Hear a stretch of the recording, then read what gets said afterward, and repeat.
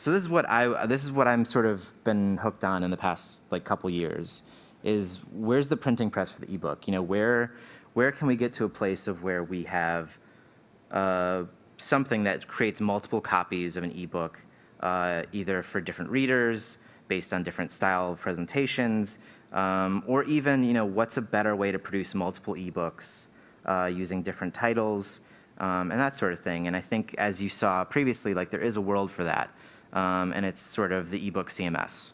And this is largely a place where, you know, we have CMSs for websites. If you have ever used WordPress, you'll sort of see how that works. The idea is that, again, we're sort of taking the content and the bits and pieces and giving them a structure, and then saying, well, if I have 5 chapters in a book, I don't need to handwrite each one of those chapters, right? Like they're all built around the same template. Long term, our reliance on buying your tools really cuts down your independence in your decision making, your strategy, and what you can do with your company. And if the sooner you can start migrating over to making your own tools, even in these sort of small corners or edge cases, the more independent you become of other people's agendas. It's like, how many of us are just doing nothing but executing Adobe's publishing strategy? We're literally just going by the playbook that they've laid out for us, and they aren't in the business of publishing. They don't actually know really what are the good ideas and what's the right thing to do. And the only way we can actually, you know, build a sensible playbook and a sensible strategy for what we do is to start building our own tools.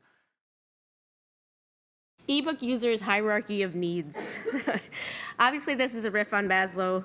I can't promise we'll get all the way to self-actualization. I'm going to give it a try. So at the base, underlying all the other levels, is can the book be read on the user's device? It ought to be pretty basic, right? But right away, you get caught up in the question of format. And EPUB 3 reflowable is the most universal, but even then you have to port it to KF8. And of course the fixed layout formats come in a variety of vendor-specific flavors, and they can only be read by users of that particular platform and mostly on tablets. So there's no question that fixed format is aesthetically appealing. The ability to use full bleed images and backgrounds and landscape orientation. I mean, if you have a book that's full of beautiful, full spread images, a reflowable rendition is going to look pretty bad. In contrast, fixed layout, not so bad. The thing about a CMS is it does take a lot of planning, but when we get everybody to use the same tags consistently, and when we build the tags into CSS and InDesign styles, we can have a very quick workflow. Selling this to our editors and designers, I already expect panic, but in terms of what is most effective, we have found that from the top down, it's least effective to most effective. And particularly when I talk to someone and ask them how they feel about the CMS versus what they think, feeling is about more like vent to me. I'm okay with it. I don't take it personally. Let it go. What do you think about it? I get very interesting information back. Our designers and editors, they already know more than they think.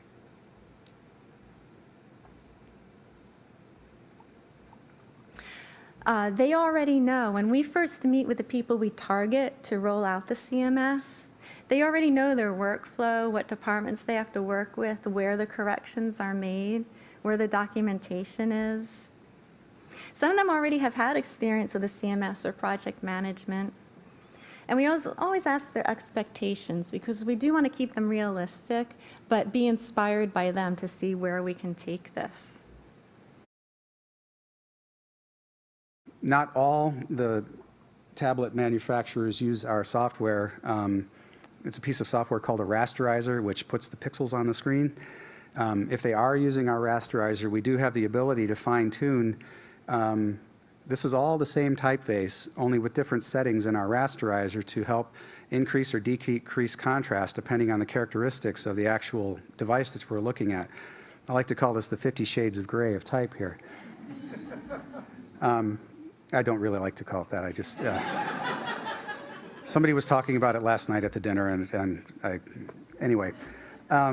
Yeah, so it kind of shows the extremes that we can go in refining how well the typeface renders on a particular device. And again, this is available for LCD screens or e-paper screens, depending on whether the manufacturer is working with us or not. And so we go in and we fine-tune these to make sure that they look as good as they can. And in fact, there's also one that we're hoping will automatically change depending on the ambient light. So you will get a little more contrast if you're in ambient light automatically, rather than having to go in and futz with the settings yourself. So there is a potential synergy between web developers and the publishing industry which is missing. And that has a bunch of consequences and some of the deficiencies from the publisher's point of view that we can find in HTML, in CSS, in JavaScript APIs, you name it. IG highlights the issues for the open web platform, as we call it, for W3C, and then we hope the W3C working group, well, they will update the spec and they reflect the requirements.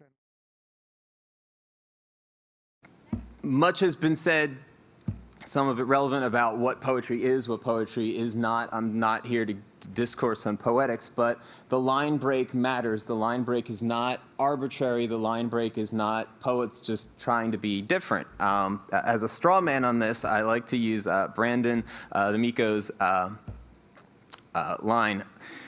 Poetry tip: the most natural line breaks are achieved by positioning a drinking bird above enter and typing normally.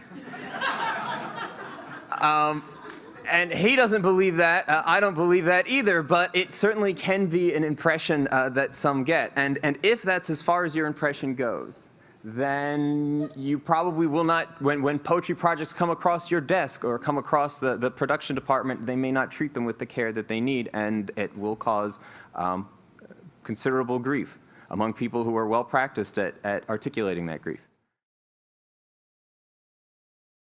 And Amazon isn't really big publishers' friend. If we want them to promote our books and kind of bump them up, like in, brick and mortar stores, publishers would pay a premium to be on end caps. Amazon charges us a lot of money to bump us up in recommendations. It's a lot, and some years we refused to pay it, and we saw a decrease in sales. On the other hand, they're the only vendor that sells us error reports. Franco here reduced our list. We had about 300 books that had errors either found by Amazon or customers, and he's reduced it to 5. So fix those 5 when we get back. But he's been amazing, and we really credit Amazon for being able to have this information, and once we fix that ebook, we send it all out back again. So we have this love-hate relationship with Amazon that, frankly, I don't think is going to end.